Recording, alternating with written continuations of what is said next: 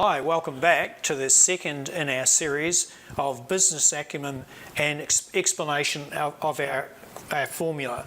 So in the previous video we touched on the financial intelligence and we talked about cash flow. So the focus was on cash flow, and during that discussion we talked about strength versus speed in terms of cash flow for your business.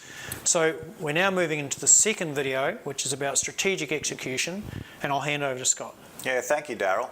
Yeah, if you remember from the last video, we talked about strength, and when we use our river analogy, that's how deep and how wide the river is, so how much volume of water, or in this case, cash flow, is moving through your business. Where speed is how fast that river is flowing, so how long it's taking from when you pay for your stock or you deliver your service to the money gets to the bank. Yep. And so we're going to look at the 7 levers, and so we've split them up into 4 for strength and 3 for speed. And there's a man here in Australia called Alan Mills, and he calls this the power of one. So he's referring to how much extra cash you're going to have in your business if you change something by either 1% or 1 day. And that really fits with our philosophy. When you're making changes, you're doing the 1%ers. Yes. So as we go through the videos, you'll see our reference time and time again to about incremental change. It's easy to see through incremental change whether you're heading in the right direction, or conversely to pull back if you're actually heading in the wrong direction. Yeah, excellent. Thank you, Daryl. And so we're not going to really focus on the financial aspect of these things, because we're really focusing on the strategic execution. Yes. However, there is a tool, and I'll put the link up on the screen. The National Australia Bank have a tool where they have these seven levers, and then you can put your financial information in and then change something by 1%, and it'll do it for you. Right. So this would really be a real tool to sit down and actually play with some numbers and see what you're getting in results. Yeah. Because if we're looking to increase that cash flow, here we could almost predict ahead of time what sort of result we might get. Then we'll know that, well, let's put the effort into that area. Yeah, exactly. And what we want to focus on today is the activities that go into these things. We haven't got all day, so we're just going to focus on one. But let me just quickly go through the 7 different levers. Great. And so the first one is price. And so when we talk is changing price. So changing price can either go up or go down. So if you're increasing price, you want to know because price is also affected by, may affect quantity, and may affect it or it may affect it adversely. And so one example there is when I first started, I had a mobile bookkeeping business back in 1996. This is before in the old days. In the old days, before there was only like 6 people listed in the yellow pages in Townsville, where I grew up. So bookkeeping wasn't all that fashionable back then. But one of my friends, he bought a little corner store. Obviously, we're going back to the old days again when corner stores were all around. And he was, because we'd both worked in retail for 5 years, he had quite a bit of knowledge. So he bought a big pallet of Coke, and he put the price at $1.80, which was similar to Woolworths just down the road. And it moved nowhere. And so the next week, he increased the price to $1.90, and it just flew out the door. So why do you know to do that? He just thought he'd try. Right. Just like we keep saying, you need to do simple tests and measure, and that's what he did. Now, interesting enough, most people would think they'd have to discount, wouldn't they? Exactly. Yeah. And we'll talk about a little bit later in this episode about price and how to discuss it. But price is moving up and down, and it doesn't always have to be down. Quantity comes back to, like Jay Abraham's three ways to increase your business. So increase your number of customers, increase how much they buy from you, and how often they come back. Right. And so we need to link those things back to what are the activities. So trying to get new customers. Do you have a referral program, or how often do they come back? Are you having seasonal or you're sending out newsletters, or all those sort of things. The third one is COGS and cost of goods sold and direct costs. So those things that are relating to your products. So is making sure that you getting a good price, or getting a good discount, or we'll talk about it a bit later, but it's relating it back to your price or your quantity, or relating it to your customer value proposition. So you're buying the stock or providing the service that relates back to your strategic plan. Then there's operating expenses, and we all know about those. Moving on. Moving on, yeah. So on to speed, the accounts receivable. Right. And so that's a big trap, isn't it? Exactly. And I think it's around, at the moment, I think it's around 60 days, I can't remember. Most small businesses, it's taking them 2 months to get the money in their account. To convert their service or product into actual cash in the bank. Yeah. So just a quick example, let's say your turnover is $360,000 a year, so $1,000 for each day, we're just rounding down to 360 days, and your accounts receivable is at 90,000, that means it's taking you 90 days to get your money. And if we go back to the first model, where we had the Gartner quadrant, there'd be a big clue in that, wouldn't there? Yeah, and so if you're getting 90 and your terms are 30, then you've got a 60-day gap. Yes. And so based on that, if you're able to reduce that down to, let's say 75, then you're going to put 15 grand back into your account. So it's $1,000 per day based on that. I'm just trying to recall in my memory, but I think Warren Buffett, one of the things he would always look at is the time that the cash took to actually resolve into the bank. Yeah, he's a big believer in cash flow. Yes.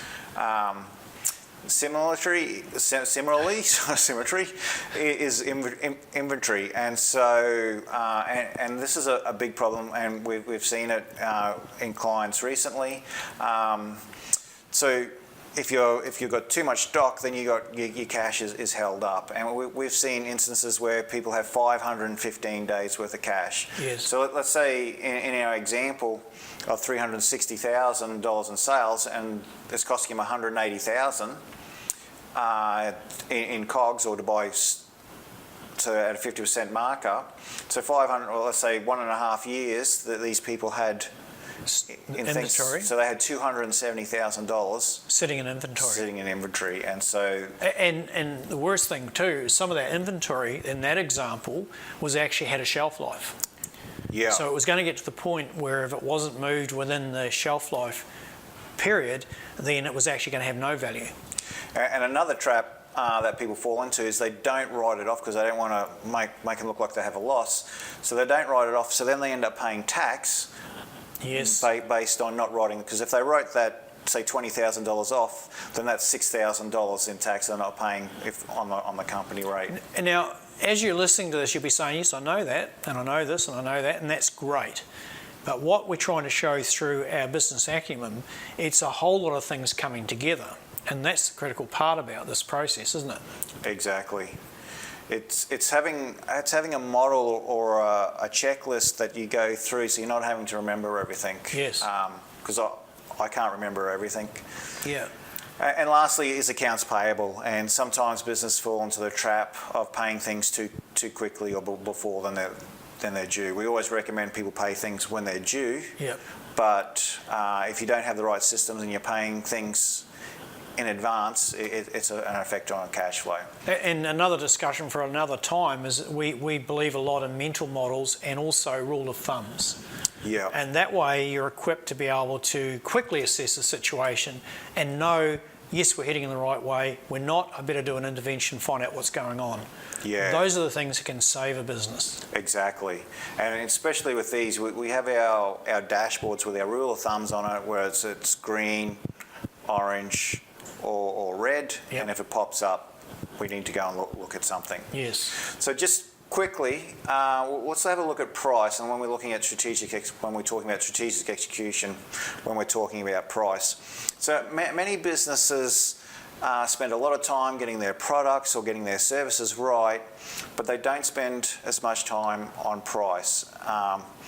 And so sometimes they just follow what the market's doing, so they may just mark it up because that's what the price is.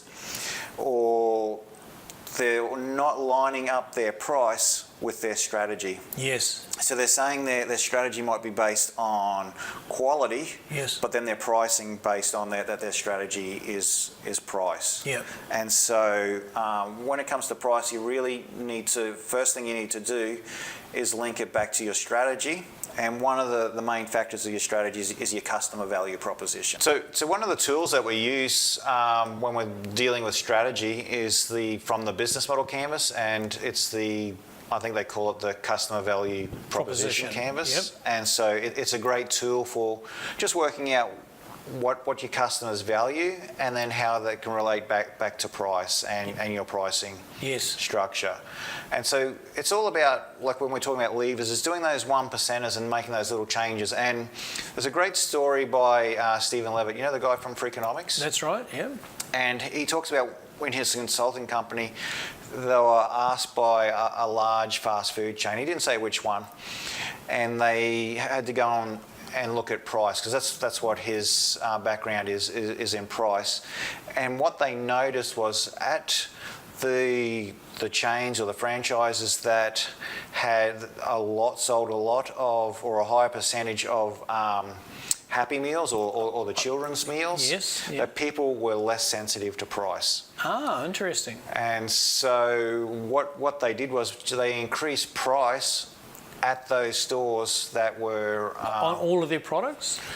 I don't know about all of their products, but they increased probably because parents want to keep their kids and have a little bit of sanity while the kids play or whatever. So they increased price at those places, and just by doing that little bit, that increased, I think it was like $30-odd million to their bottom line, just by doing little things. So obviously that they have a larger scale compared to smaller businesses, but it's that thinking different and tying your customers' value back to your price. And this doesn't necessarily have to be a huge deal, is it? It's really doing the business model canvas and understanding where your price points will be in terms of whether it be price, quality, etc.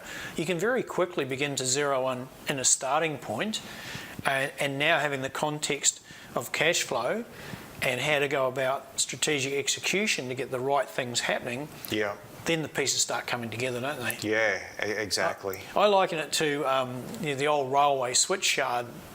In the old days, you used to have a person in the switch yard, and they had a number of levers of which they could pull, and they would direct the train traffic through the different switches to get them to their destination. It was a pretty critical role, as you imagine. So I think of these as like the critical things in a business. You pull the right lever, and you get a good result. The train gets to its destination on time, everybody's happy. Pull the wrong one at the wrong time, major disaster. So that's the way I think of it, of the 7 levers. Yeah, that's a great analogy, Daryl. Yeah. So summing up, that's our 7 levers to improve cash flow, but from a strategic execution point of view. It's just giving you a brief overview, and again, it's really, as we say, that business acumen is the power to think differently. So what if people want to know more? So if you want to know more, subscribe to our YouTube channel. There's a link just below. Or if you can link up to us on social media. We're on LinkedIn, Facebook, Twitter. If you're on YouTube, all our links are down below. If you're on our website, you can go to our contact page. We'd love to hear from you, especially on LinkedIn, or if you have any questions, please get in touch with us. Yeah. And we encourage you to go for our 3rd video, which now talks about the emotional intelligence and the critical nature of what that brings to business decision making. Yeah. Thanks very much, Scott. Thank you, Daryl. I'll catch you next time.